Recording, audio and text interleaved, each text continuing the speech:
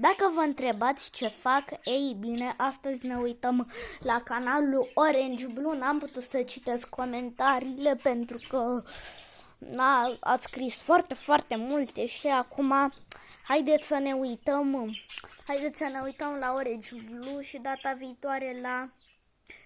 Hai să ne uităm la Orange Blue și data viitoare la Mitsu. Și nu uitați butonul de like și subscribe. Haideți să începem. Să vă dați telefonul tare la sonor când ascultați acest clip, că eu nu pot să-l dau, că o să mi se închidă telefonul. Și da, ca să auziți, că eu l-am dat la 25, că mă deranjează papagalii. Bine, haideți să începem.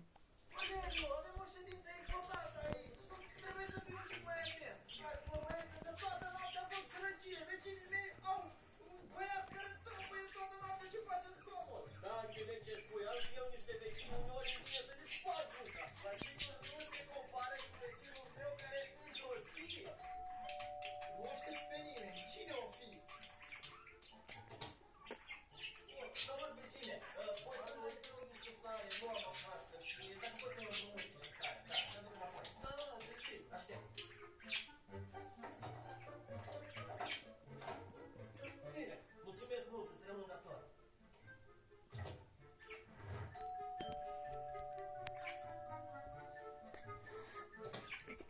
S-a întâmplat ceva? Da, adică nu cumva, Eugen, ai ulei? Nu am ulei și vreau să fac niște ochi, știi? Și pot să-mi frumos niște ulei. Ok, dar ouă ai? Nu. Două ouă, da. Ești cel mai tare, mersi mult. Da, la revedere. Stai un pic, ai cumva, nu știu, niște grăbuni, ceva, știi? Și vreau să fac un îndemn mai delicios un pic. Du-te rog și o tigaie, m-am mutat abia acum și nu am nicio tigaie. Auzi, dar nu vrei tu să pregătești deja la mine? Îmi faci și eu un mic dejun? Bună idee! Ți-a spus că trebuie să fac ce murdărie fac asta, că nu am op. Păi de ce? Ăsta-i Valeriu.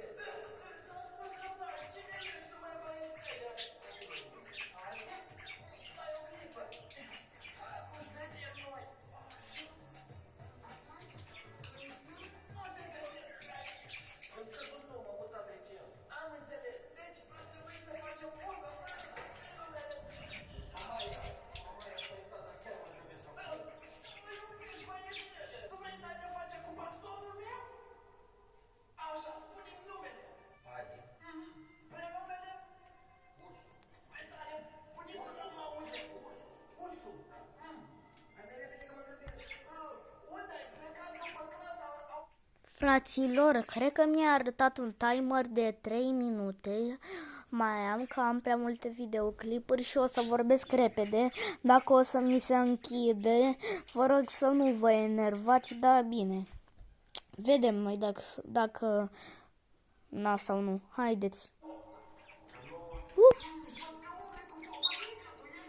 Vedem noi.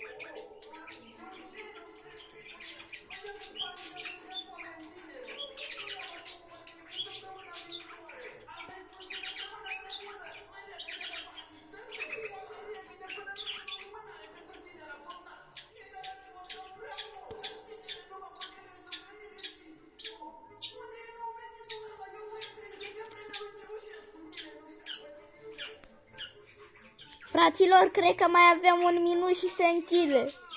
Cred. Ce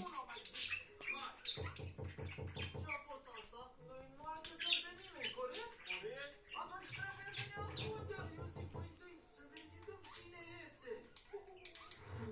Hai să încuiem pentru orice eventualitate. E un bărbat, mă sigur e un maniac. Ce vrei de la noi? Ce vrea să ne facă? Domnul Eugen Angel, șvalierul cu avem datele de identitate. Cum ne cheamă? Te-am spus că e un maniac. Hai să ne cărăm de aici.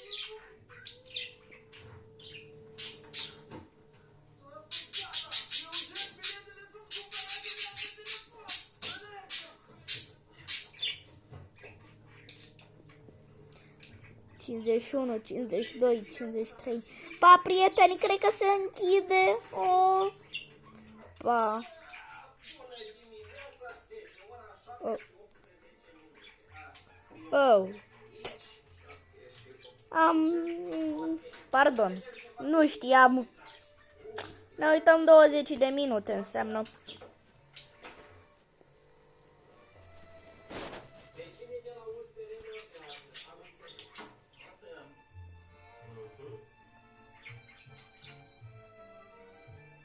Și iarăși stalkerezi de lumea. Damn.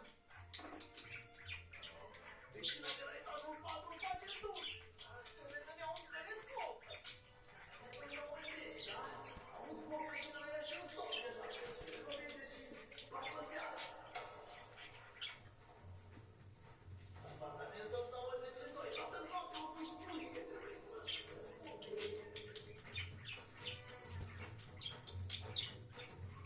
Vecinul de sus și-a pus mașina pe logonul de parcare la scripția reduție. O, să văd de ce. Salut, vecine, ce faci cu viața?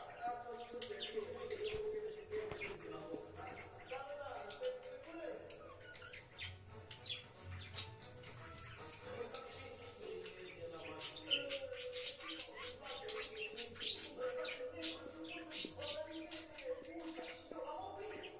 Încearcă să oprești asta.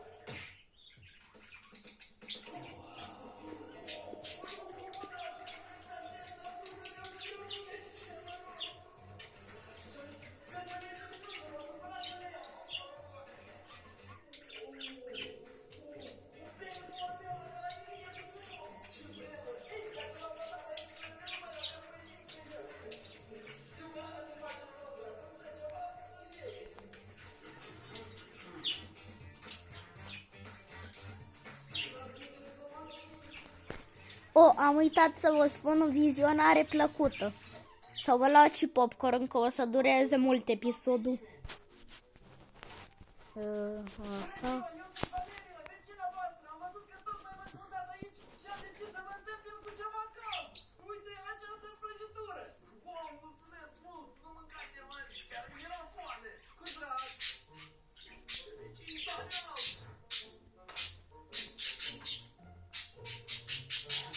Să vedem cum gătește vecina.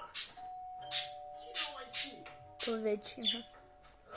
Am zis să vă ofer și niște brioșe să aveți pentru mai târziu la ceai. Țineți mult, dar nu trebuie să vă deranjați. Nu-i nimic, orice pentru vecinul meu. Apropo, trăiți singur? Da, de ce întrebați?